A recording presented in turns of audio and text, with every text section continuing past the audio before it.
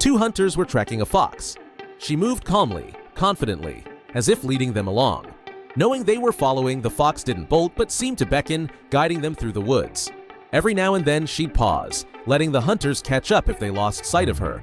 Over time, she got so close she was practically weaving around their feet.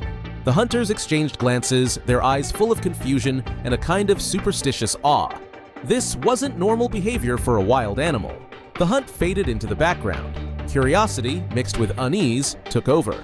Suddenly they heard faint muttering. Unsure where it was coming from, they noticed the fox had stopped. Stepping closer, the hunters spotted a pit where a 12-year-old boy was trapped. His name was Liam. Worn out, with cracked lips, he could barely stand. It was his 4th day stuck in this old hunting trap with steep sides. Thirst and hunger had drained him. He wasn't calling for people, he was calling for the fox. On the first day, Liam had frantically tried to climb out, clawing at the walls, searching for footholds, but the dirt kept crumbling under his hands. He shouted for help, but the forest stayed silent. On the second day, he heard soft footsteps. Liam froze, tense. Soon, a reddish muzzle appeared over the pit's edge. The fox stared at him carefully, unhurried, then vanished. By evening, she was back, carrying a fish in her jaws, raw, slimy, glistening. She dropped it into the pit and lay down at the edge, watching him. Liam stared at the fish, baffled about where she'd gotten it. Hunger won out over doubt. He ate and cried, not from the taste, but from fear and guilt. He hadn't just gotten lost, he'd run away. He'd fled home after yelling at his grandma, "I hate you." The next moment, she clutched her chest, slumped, and fell. Liam thought he'd killed her. In a panic, he bolted into the woods, not calling for help, not looking back. And in his carelessness, he fell into this trap. By the third day, Liam was barely holding on. At one point, he thought he heard his name faintly in the distance. Liam, Liam.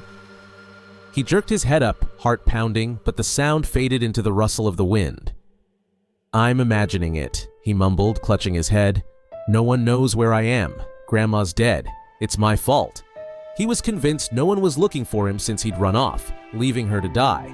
But then the fox came back with another fish and lay at the pit's edge, watching him with her keen eyes. Liam looked at her, tears burning his eyes.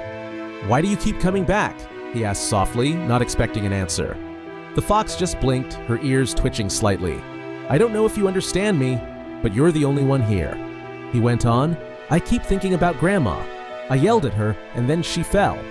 I don't know if she's alive. I don't even know how long I've been stuck here. If I could just find out if she's okay." His voice broke.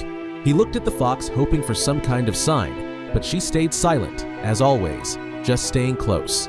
Her presence was the only thing keeping him from sinking completely into despair. "I shouldn't have run away," he whispered. "If I'd stayed, maybe things would have been different. I'm sorry I'm such a coward." He buried his face in his knees, and the fox, as if sensing his pain, edged closer to the pit's rim, her gaze steady. On the 4th day, the fox returned and dropped another fish into the pit. Liam, barely moving, stared at her. She was the only one who hadn't abandoned him, the only one who knew he was there. Suddenly, the fox tensed, her ears flicking. She bolted off into the woods. Liam was left in silence, unaware that he'd soon hear footsteps, heavy, human ones. The hunters, led to the pit by the fox, found Liam and pulled him out with a rope. They gave him water and drove him home. At the gate stood his grandma, alive. Tears, a smile, trembling hands. Liam rushed to her, dropped to his knees, and clung to her hands, begging for forgiveness. His grandma, she already knew there was no malice in his heart. She just held him tight, the way you hold something precious you nearly lost. And the fox? She vanished, like she'd melted into the woods, as if she'd never been there. Liam stood at the gate for a long time, scanning the trees for her. But the forest was quiet. The fox was gone, like she'd never existed. It felt like she was just a shadow, a gust of wind that passed by and left only a mark on his soul. Later, Liam learned the truth. Neighbors had overheard the argument and saw him run off. One checked on the house to see if everything was okay and found his grandma unconscious. An ambulance got there in time. Then the search for him began. But it was the fox who found him.